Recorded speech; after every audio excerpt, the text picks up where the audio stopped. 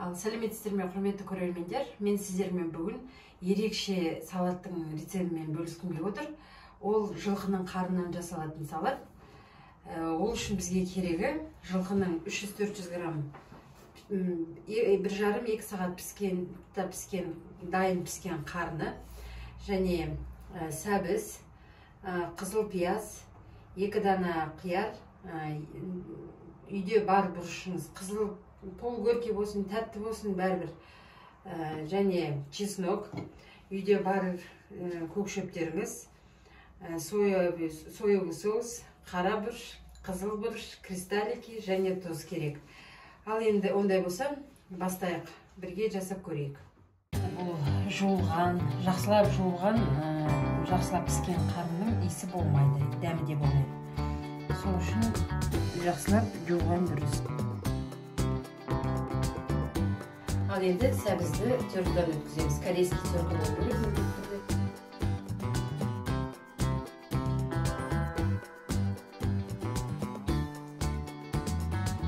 Ал енді 2 дана қиярымызды турап аламыз. Теркалар қағаштап қоямыз. Ал енді қызыл пиязымызды турап аламыз.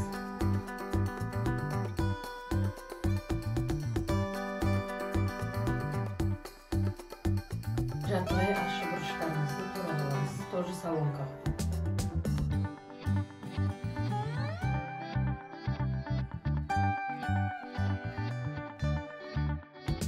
Чесногымызды чеснок адаптыдан өткізіп аламыз. Ал енді көкшөбімізді турап аламыз. Бұл жерде менде кинза, укроп және көк сарымсақ. Мына заттардың бәрін дайындап алдық. Енді қуырамыз.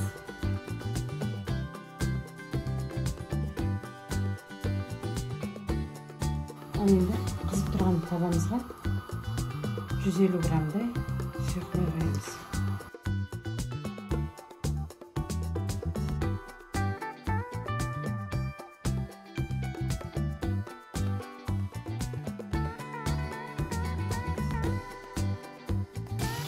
Шымшық тұз себеміз. Негізі қарынды пісіргенде тұз салып қайнатасыз. Ал енді міне қарнымызды шалап қуырып алдық. Морковпен, сарымсақпен, чеснокпен. Ал енді жаңа жартысын қуырғанға қосқан, енді жартысын шикілге қосамыз.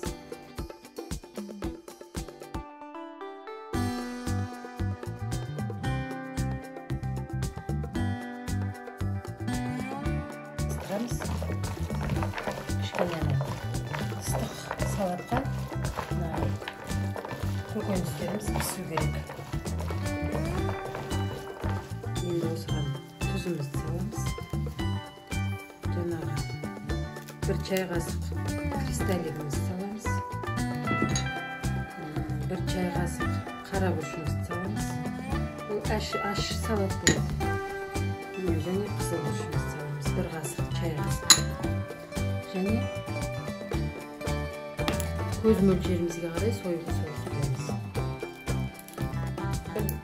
2 ас қасық десек болады. Оның үстіне жаңағы көкшөбімізді түгел саламыз. Енді осының бәрін жақсылап араластырамыз. Қазір дәмін көреміз, татымына қарай. Тұз жетпесе тұзын саламыз.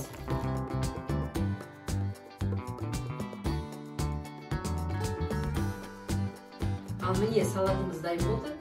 Егер салаттың рецепті ұнап жатса, міндетті түрде жасап қойыңыздар. Сіздермен болған бөлім арнама тіркеліп, лайк басып, комментарий жазып, достарыңызбен бөлісіп қойыңыздар. Келесі кездескенше сау болыңыздар.